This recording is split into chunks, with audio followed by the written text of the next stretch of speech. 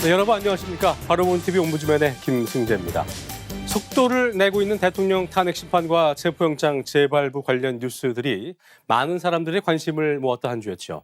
저희 연합뉴스TV에서도 관련 내용들을 다양하고 발빠르게 전해드린 바 있는데요. 먼저 주요 뉴스부터 만나보겠습니다. 영장 집행이라는 그 비장한 각오로 철두철미하게 준비해서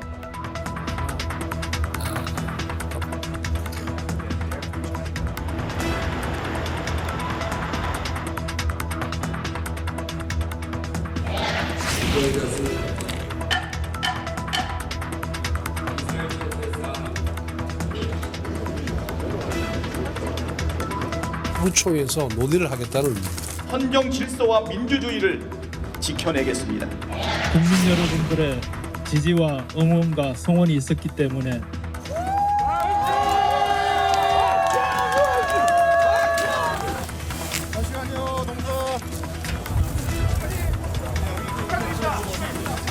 온 가족이 넉넉하고 따뜻한 설 명절을 보내도록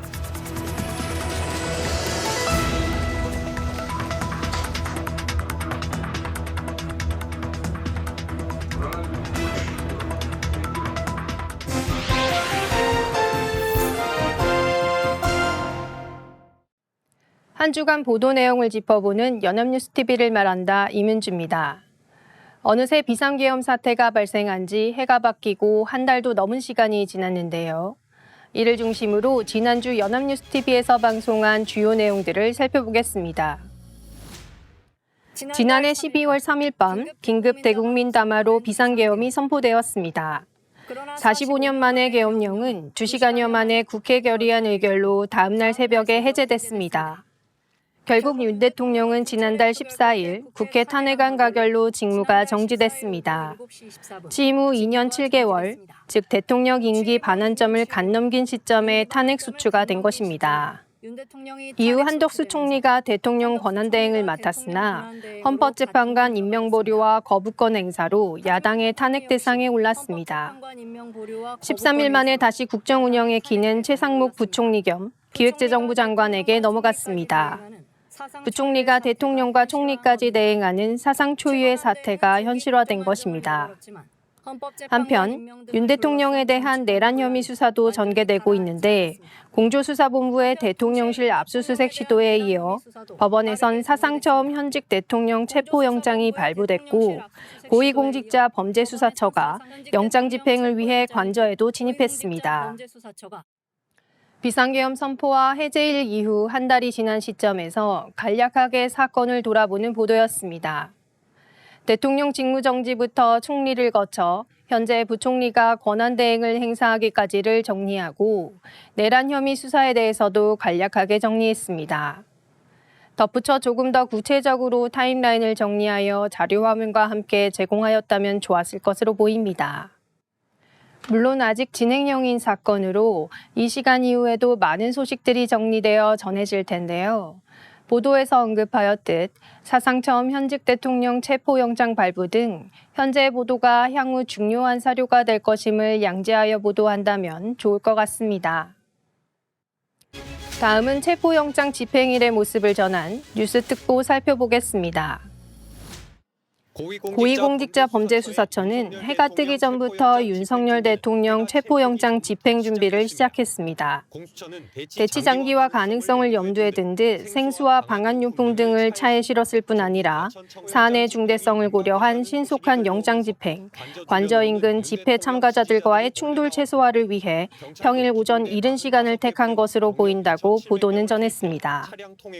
체포영장 집행이 임박했다는 소식이 들려오면서 관저 주변으로는 윤 대통령 지지자들이 몰려나왔고 경찰도 기동대 45개 부대와 경력 2,700명을 투입해 차량 통행을 통제하기 시작하면서 긴장감이 돌기 시작했습니다. 체포팀은 대통령 경호처와 대치를 시작하였고 오전 8시가 조금 넘은 시간 경호처와 협상 끝에 1차 저지선인 관저 앞 바리게이트를 통과했습니다. 하지만 얼마 가지 못해 다시 경호처의 2차 저지선에 가로막혔습니다. 몸싸움도 벌어진 것으로 알려졌습니다. 5시간 넘게 대치가 이어졌고 결국 물리적 충돌 등 현장의 안전을 우려한 공수처는 오후 1시 30분 영장 집행 중지를 결정했습니다. 해당 일에 많은 국민들이 TV나 모니터 앞을 떠나지 못하고 뉴스를 지켜봤을 텐데요.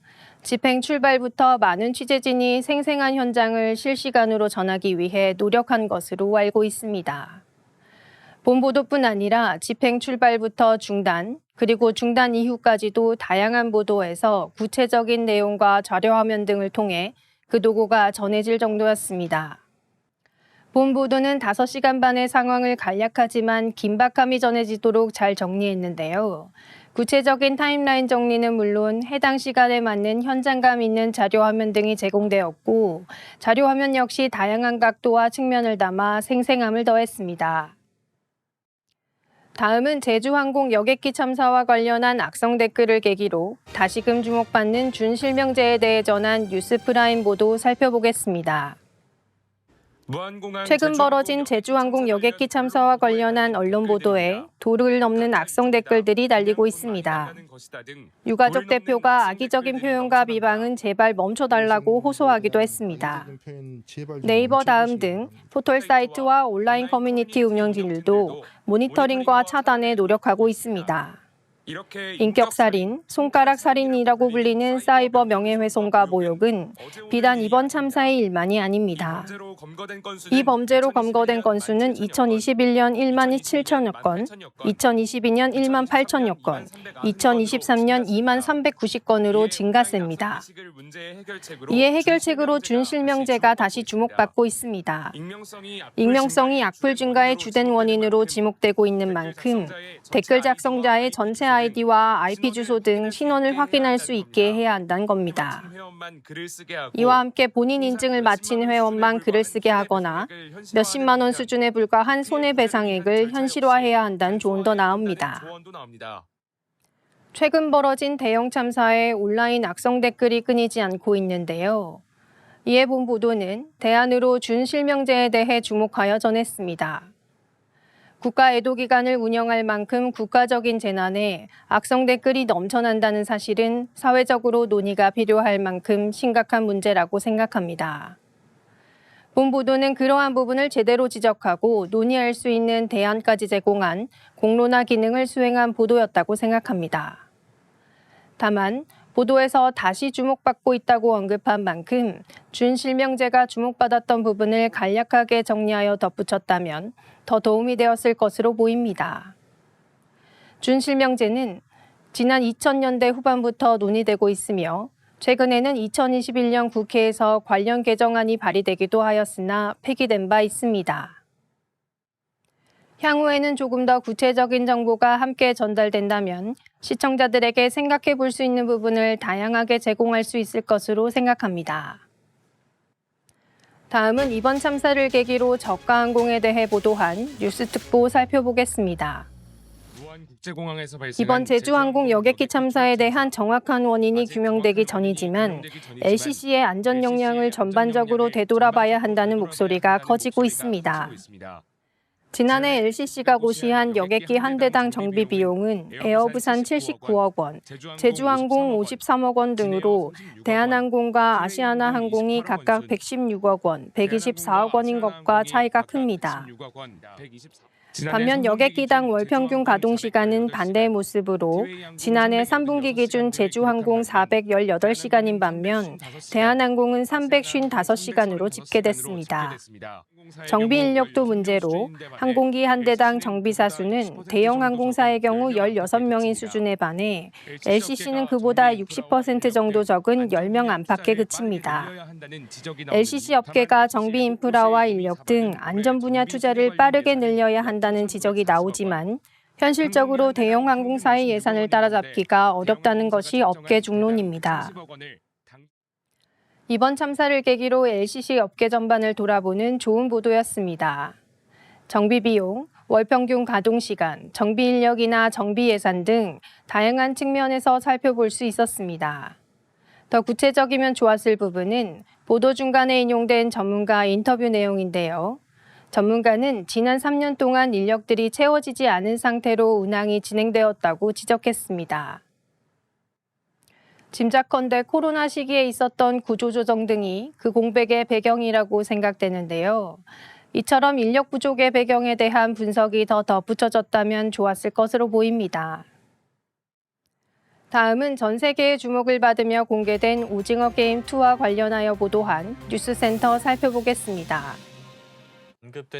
넷플릭스 시리즈 오징어 게임 시즌2에 베트남 전쟁이 언급된 장면을 두고 베트남 현지에서 보이콧 움직임이 일고 있습니다.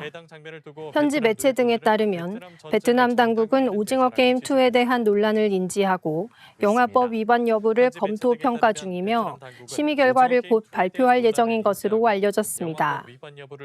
논란이 된 것은 배우 강하늘이 연기한 캐릭터 대우가 자신은 해병대로 군복무를 했고 아버지가 월남전 참전용사였다고 밝히자 아버님이 훌륭하시네라는 대사가 나온 부분입니다. 해당 장면을 두고 베트남 누리꾼들은 베트남 전쟁을 정당화하는 대사라고 지적했습니다. K 콘텐츠에 대한 인기와 위상이 높아질수록 주의해야 할 부분이 문화 다양성입니다. 우리나라는 문화 다양성과 관련한 법률을 제정하기도 하고 유네스코 문화다양성협약위원국으로 선출되기도 하는 등 국내외에서 문화다양성을 위한 노력을 기울이고 있습니다. 다양한 노력에도 불구하고 세계적인 콘텐츠에서 이러한 지적이 나왔다는 사실은 다시 한번 콘텐츠 제작에 앞서 신중을 기해야 한다는 것을 보여주고 있습니다. 단순히 반응만을 보여주기보다는 베트남에서 논란이 된 이유에 대해 보다 더 명확히 전하였다면 더 의미 있는 보도가 되었을 것으로 생각합니다.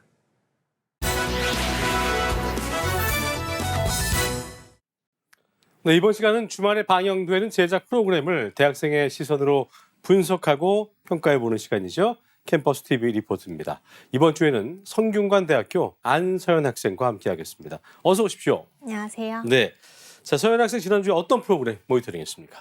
네, 저는 매주 토요일에 방송되는 연준기획 하모니를 모니터링했습니다. 네. 지난 방송에선 5도 2촌이라고 하죠. 5일은 도시에서 2일은 시골에서 삶을 즐기고 있는 컨키 씨의 한국 생활을 엿볼 수 있었는데요.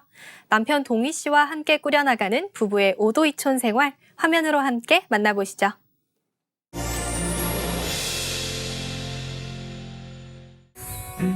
매서운 한파가 뼛속을 시리게 만드는 컨키 씨와 남편 동희 씨의 도시 생활을 볼 수 있는 경기도 용인시. 추운 아침부터 컨키 씨는 남편의 아침을 준비하느라 분주합니다. 매일 라면만 끓여 먹던 남편을 위해 건강 도시락을 손수 싸주는 한국살이 2년차 사랑꾼 컨키 씨인데요. 복싱장을 운영하는 남편을 위해 단백질 가득 넣은 도시락을 완성합니다. 남편 동희 씨는 부부의 일상을 담은 브이로그 채널도 운영 중인데요. 라오스 여자와 한국 남자 이야기, 일명 한라 커플로 열심히 영상을 만들고 있습니다. 영상 제작의 가장 큰 이유는 라오스에 계시는 컨키 씨의 부모님이 보시기 때문이라네요. 반찬 매일 다릅니다. 정성스러운 도시락을 들고 기분 좋게 출근하는 동희 씨. 컨키 씨도 늦지 않기 위해 일찍 집을 나섭니다. 이곳은 컨키 씨가 일하는 공장인데요. 아내가 일하는 곳에 처음 와보는 동희 씨는 어색하기만 합니다. 남편과 함께 온 컨키 씨를 부러워하는 동료 직원들. 컨키 씨는 이곳에서 일한 지 9개월 된 막내 직원인데요. 제품을 포장하는 작업을 하고 있습니다. 아내가 일하는 모습을 지켜보던 동희 씨. 자신이 20년째 운영 중인 복싱 체육관으로 향합니다. 아날로그 스타일을 좋아하는 동희 씨의 취향이 그대로 드러나는 인테리어인데요. 체육관에 놓인 체력 단련 기구를 직접 점검합니다. 어느덧 점심시간이 됐습니다. 시간이 흘러 어느덧 점심시간. 컨키 씨 공장의 오늘 메뉴는 삼겹살 수육인데요. 일하고 먹는 점심은 그야말로 꿀맛입니다.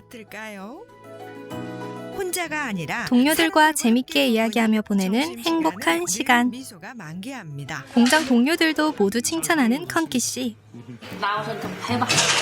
성격 좋고 일 잘하는 컨키 씨가 누구보다 한국에 잘 적응한 것 같아서 다행입니다. 아침에 나도 지닥 사주잖아요. 사랑 넘치는 부부의 연락은 출근 후에도 계속되는데요. 매일 싸주는 도시락을 사진 찍어서 보내는 동희 씨 덕분에 컨키 씨도 힘이 납니다. 아내에겐 한없이 스윗한 남편 동희 씨도 체육관에선 진지한 관장님인데요. 전직 복싱 선수답게 링 위에서 프로페셔널한 모습을 보여줍니다. 회원들의 실전 같은 연습이 계속되고 있는데요. 복싱 대회를 준비하는 회원들도 있습니다. 저녁이 되자 아내 컨키 씨가 퇴근 후 체육관에 찾아왔습니다. 관장인 남편 대신 다른 수강생에게 도움을 받는 컨키 씨인데요. 남편에게 배우면 싸우게 돼서 오랜 경험을 가진 명예 코치님들에게 대신 배운다고 합니다. 호랑이 회원님과 열심히 훈련하는 컨키 씨. 힘든 운동을 마치자 남편 동희 씨의 스윗한 배웅으로 하루를 마무리합니다. 5일 동안 공장과 체육관에서 바쁘게 일한 부부에게 그토록 기다린 주말이 왔습니다. 시끄러운 도심을 벗어나 힐링을 위해 주말마다 조용한 농장에 가는데요. 부부 말고도 일행이 한 명 더 있습니다. 세진 씨는 부부의 유튜브 채널 구독자였다가 동희 씨와 형동생하며 지내게 됐다고 합니다. 이틀치 시골 생활을 위한 짐이라는데 주말 동안 사용할 생필품과 식재료의 양이 상당합니다. 경기도 용인에서 강원도 원주까지 가는 길에 마트는 필수 코스라는데요. 이따가 만들 요리를 위한 재료를 담는 컨키 씨. 라오스 요리인 무빙을 만들기 위한 재료도 담고 장보기를 마칩니다. 구불진 산길을 올라 도착한 부부의 산골 농막. 닭장엔 수많은 달걀이 생겨났습니다. 부부가 직접 기른 못난이무와 유실수도 볼 수 있는데요. 어떤 과일인지는 까먹은 동희 씨입니다. 이곳은 동희 씨가 결혼 전부터 열심히 지은 농막이라 더욱 특별한데요. 자재 구하기부터 지붕 제작까지 동희 씨가 혼자서 만든 농막입니다. 라오스에 안 가도 고향의 냄새를 느낄 수 있다는 컨키 씨. 그리고 밥 먹기 전 일부터 하는 동희 씨.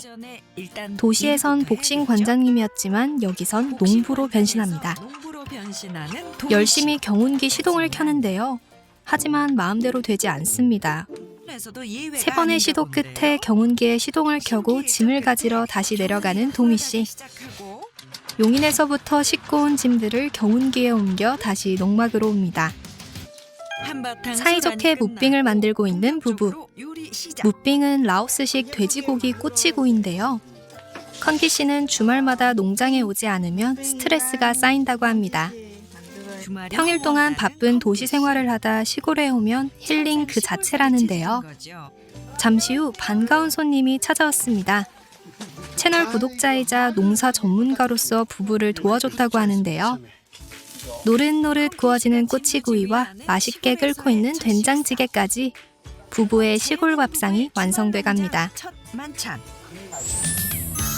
시골살이 전문가인 컨키 씨가 손수 만든 자연인 부부가 만든 첫 시골 밥상과 아직 끝나지 않은 부부의 웃음 넘치는 시골 생활. 최신 유행도 따라잡고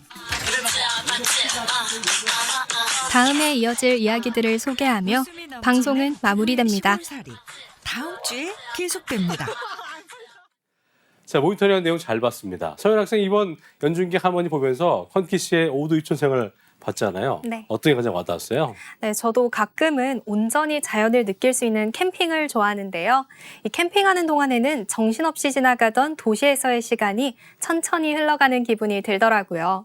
이처럼 바쁜 도시 속에서 마음의 여유 없이 지쳐가는 현대인들이 스트레스를 해소하는 방법은 여러 가지가 있지만 그렇죠. 그중에서 우리 컨키 씨 부부가 오도이촌 생활의 장점을 잘 보여준 것 같습니다. 맞습니다. 저도 언젠가 오도이촌을 해보고 싶을 정도로 매력 넘치는 부부의 일상이었습니다. 예, 저도 그런 생각이 들었고 이걸 보시는 많은 분들께서 한번 오도이촌 해봐야겠다 생각이 들지 않았을까 생각이 듭니다. 지금까지 성균관대학교 안서연 학생이었습니다. 고맙습니다. 감사합니다.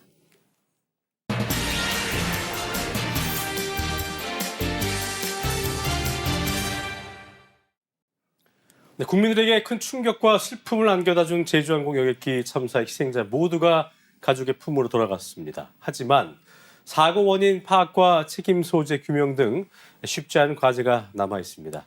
참사 후 제대로 된 사고 수습과 피해자 권리 보장이 이루어지지 않고 있다는 자문도 들려오고 있는데요.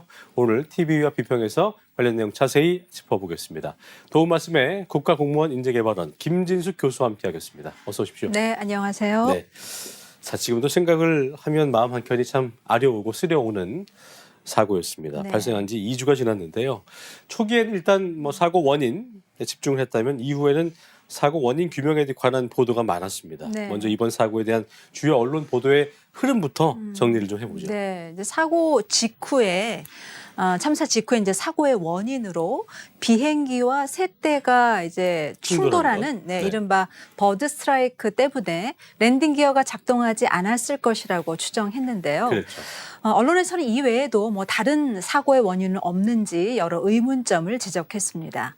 랜딩 기어의 미작동 때문인지 엔진 이상 때문인지 이제 명확하지가 않고 특히 버드 스트라이크 경고 2분 후에 조종사가 조난 신호인 메이데이 선언을 했는데 조류 충돌만으로 랜딩 기어 조작이 불가능하지는 않다는 것이죠. 맞습니다.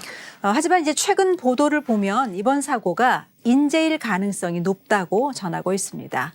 참사의 가장 큰 원인으로 활주로 끝에 있는 이제 콘크리트 둔덕을 지목했는데요. 사고 여객기가 착륙 유도용 로컬라이저가 설치된 둔덕과 충돌에 폭발하면서 참사로 이어졌다는 것입니다. 네. 로컬라이저는 이제 항공기가 활주로를 지나쳐 부딪혀도 충격이 없도록 부서지기 쉬운 그런 재질이어야 하는데 무안공항 둔덕의 경우는 여러 차례 보강 공사로 인해서 견고한 콘크리트 옹벽으로 변해 사고를 키웠다고 지적했습니다. 예. 또 일부 언론에서는 이제 상당수의 지방 공항들이 이제 표를 의식해서 세운 정치 공항들이다가 보니까 제대로 건설돼서 관리되고 있는지도 걱정이라고 우려했습니다. 그랬군요. 그리고 또 이른바 이제 고추 말리는 공항이라는 표현도 좀 유의해서 보도해야 하는데요. 지방공항 건설이 논란이 될 때마다 이용객이 없어서 이제 경제성이 떨어진다는 주장의 근거로 등장하는 일종의 비하 그렇죠. 표현이 될 수도 있기 때문에 신중해야 될 것입니다. 이 같은 참사가 발생할 때마다 저희도 해당이 되겠습니다만 많은 언론사들이 무리하게 속보 경쟁을 벌이는 일이 벌어지곤 합니다. 그 과정에서 오보라든가 네. 가짜 뉴스들이 등장을 하면서 또 한 번의 고통을 안겨주기도 하고요. 또 사고 수습과 규명에 혼란을 주는 일도 있었는데 이번에는 좀 어땠습니까? 네, 물론 이번 참사에서도 이제 과도한 속보 경쟁이나 또 적나라한 사고 현장 노출 등 공익성과 연관이 없는 성급한 그 보도가 있었습니다. 여전했군요. 예. 당국의 공식 브리핑이 나오기 전까지 이제 언론의 속보가 쏟아졌는데요. 생존자 구조 인원을 3명이라고 했다가 또 6명 등으로 잘못 전해서 혼선을 초래한 보도가 일부 있었고, 그랬었죠. 또 사고 장면을 반복적으로 노출한 경우도 있었습니다. 네. 특히 보도 초기에 일부 언론에서는 여객기 참사의 원인을 추측하면서 온라인 커뮤니티 게시물을 단순 인용하는 보도가 전해졌습니다. 사고의 원인이 제주항공의 기체 결함 때문으로 받아들일 수도 있는 그런 제목의 보도라고 볼 수 있을 텐데요.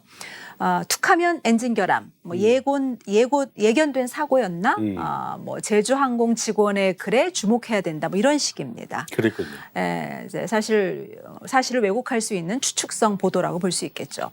그러자 이제 정부에서 사고 원인에 대해서 특정 전문가의 견해나 외국의 사례가 정제되지 않은 채로 보도되고 있다면서 앞으로 이제 브리핑을 통해 어떤 조사가 진행되고 있고 어떤 과정으로 조사를 해나갈 것인지 설명하겠다고 발표하면서 주의를 당부하기도 했습니다. 그랬군요. 이 밖에 또 이제 감정을 억누르고 있는 유족들을 자극하는 유언비어나 또 악의적 비방 댓글, 또 장례식장 촬영과 관련한 일부 좀 부적절한 언론 보도 때문에 유족 측의 항의도 있었는데요. 예. 유가족의 개별 인터뷰를 자제해달라는 요청에 이제 조심스럽게 취재가 이루어진 것으로 알려지고 있습니다.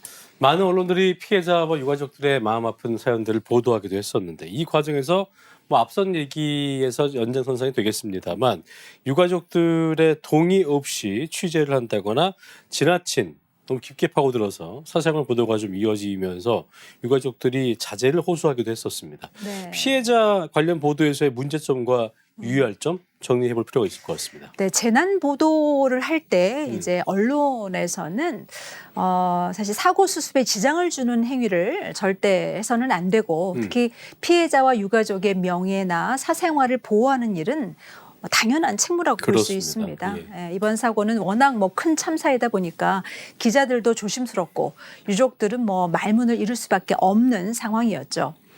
예, 그런데 이제 조선일보에서 무안공항 폭발 항공기 승객 175명 전원 명단이라는 속보를 공개했습니다. 기사의 내용은 없었고 여권 번호가 이제 모자이크 처리된 채 탑승객 명단을 촬영한 사진이 공개된 것입니다. 지난 2022년에 이제 12구 참사 이후에 발표된 재난보도 가이드라인을 보면요. 재난 당사자의 취재 시 동의하지 않거나 또 신상 정보와 사생활 노출로 인한 피해가 발생하지 않도록 유의해야 한다라고 이제 밝히고 있는데요. 그렇군요. 물론 대형 참사 사건에서 희생자의 이름이 공개된 사례가 있기는 하지만 이때 공개 여부를 판단하는 주체는 언론이 아닌 정부 당국이라는 점입니다. 이 점을 이제 간과하게 되면 언론사들끼리 이제 속보 경쟁을 하게 되고 속보 경쟁은 이제 공익을 위한 부분을 고려하지 않기 때문에 희생자들과 유가족에 대한 인권을 침해할 소지도 있어서 참사 보도에서만큼은 또 속보를 놓고 경쟁해서는 안 된다라는 생각이 듭니다. 맞아요. 제가 이제 서두에서도 언급했습니다만 2주가 지나도 3주가 지나도 뭐 유가족들은 말할 것도 없겠고요. 또 전 국민이 큰 충격과 슬픔에 여전히 빠져 있는 상황입니다. 그런데 언론이 이 국민적 트라우마를 부추긴다는 이건 역시 뭐 앞선 내용과 좀 연관되는 얘기일 수도 있을 텐데 그런 지적도 나오고 있습니다. 어떤 얘기입니까? 참사 관련 보도 시 이제 유의사항 중에는 죽음을 떠올리게 하는 참혹한 장면이나 또 뭐 폭발, 또 사망자의 시신, 부상자의 초상이 노출되면 절대 안 됩니다. 안 되죠. 예. 또 불쾌감을 줄 수 있는 자극적인 표현을 사용하지 않도록 자제해야 하는데요. 예. 자극적인 문구나 사진, 영상을 이제 반복해서 접하다 보면 자신이 직접 재난 상황을 겪은 것과 비슷한 스트레스를 받기 때문입니다. 예. 물론 보도 자체도 중요합니다. 하지만 우선적으로는 사고 피해자와 그 가족, 또 이 상황을 고스란히 지켜보는 국민들의 심리적인 충격과 트라우마를 고려해야 할 것입니다. 그래야겠죠. 또 이제 참사 어떤 명칭과 관련해서도 이제 제주항공 참사냐, 또 무안공항 참사냐 이런 논란이 좀 있었는데요. 사건의 이름을 어떻게 붙이느냐에 따라서 뭐 지역 차별이나 또 책임의 주체에 대한 인식이 달라질 수 있기 때문에 언론의 명칭 사용도 신중해야 합니다. 예. 그리고 이제 우리가 좀 더 세심하게 돌아봐야 할 것이 바로 정서적인 문제, 특히 지역사회의 아픔이 아닐까 생각합니다. 네. 지난 2014년에 참 안타까웠던 사건이었죠. 이 보도 참사로 지탄을 받았던 세월호 참사를 계기로 재난 보도 준칙이라는 것이 제정이 됐었잖아요. 네. 일단 어떤 내용인지 그리고 앞으로 언론이 어떤 역할에 집중해야 하는지 끝으로 짚어주시면서 마무리하겠습니다. 네, 지금도 사실 생생합니다. 세월호 그 참사 현장에서 그 언론이 보여주었던 어떤 보도 행태를 다들 기억하실 겁니다. 네. 전원 구조라는 오보에서부터 이제 막 구출된 여학생에게 친구가 사망했다는 사실을 알고 있느냐라는 기자의 부적절한 질문까지 당시의 언론은 시청자들의 수많은 비난과 질타를 받았었죠.